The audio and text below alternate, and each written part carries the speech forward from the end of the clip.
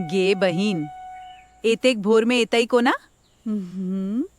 भोलेनाथ के दर्शन करबाक मन भेल।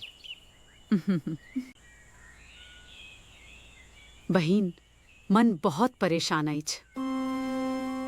महादेव पर भरोसा राखू। भोलेनाथ सबक दुख सुनैत छथि।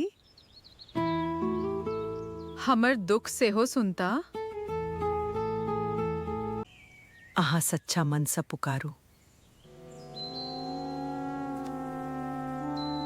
तब भोलेनाथ हमर बात सुनता। हाँ बहिन, विश्वास राखू।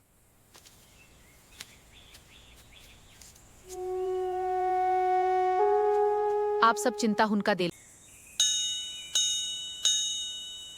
भोलेनाथ का नाम में बड़ शक्ति अछि। ओम नमः शिवाया। हमार चैनल के सब्सक्राइब करू, लाइक करू और कमेंट सेहू करू। धन्यवाद।